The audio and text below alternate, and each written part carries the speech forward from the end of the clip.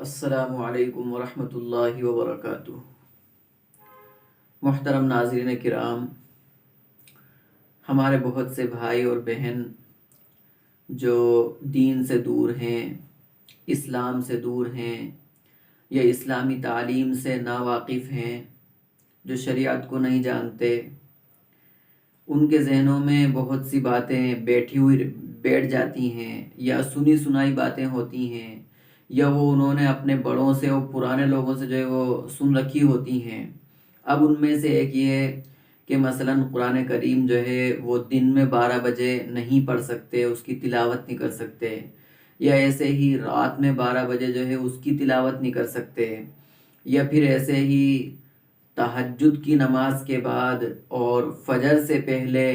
اس کی تلاوت نہیں کر سکتے، یا ایسے ہی فجر کی نماز کے بعد اس کی تلاوت جو ہے وہ نہیں کر سکتے۔ تو یہ سب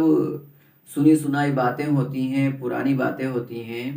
تو اس طرح کی جو باتیں ہوتی ہیں ان کی حقیقت کیا ہے؟ کیا حقیقتاً جو باتیں ان کے ذہنوں میں ہیں وہ بالکل صحیح ہیں کہ انسان رات میں جو ہے وہ رات میں 12 بجے تلاوت نہیں کر سکتا، دن میں 12 بجے تلاوت نہیں کر سکتا،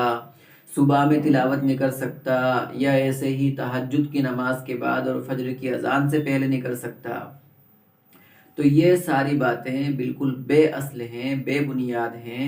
ان کی کوئی حقیقت نہیں ہے۔ قرآن کریم کی جو تلاوت ہے وہ 24 گھنٹہ کی جا سکتی ہے، اس کے لیے کوئی خاص وقت متعین نہیں ہے کہ انسان اسی خاص وقت کے اندر اس کو پڑھ سکتا ہے اور اس کے علاوہ جو ہے وہ نہیں پڑھ سکتا۔ قرآن کریم کو انسان دن میں 12 بجے بھی پڑھ سکتا ہے، رات میں 12 بجے بھی پڑھ سکتا ہے، تہجد کی نماز کے بعد فجر کی اذان سے پہلے بھی پڑھ سکتا ہے، فجر کی نماز کے بعد بھی پڑھ سکتا ہے۔ اس کے لیے جو ہے کوئی خاص وقت نہیں ہے، وہ 24 گھنٹہ قرآن کی تلاوت کر سکتا ہے۔ اور عام طور پر یہ بات بھی اس لیے ذہن میں آئی ہوگی کہ جیسے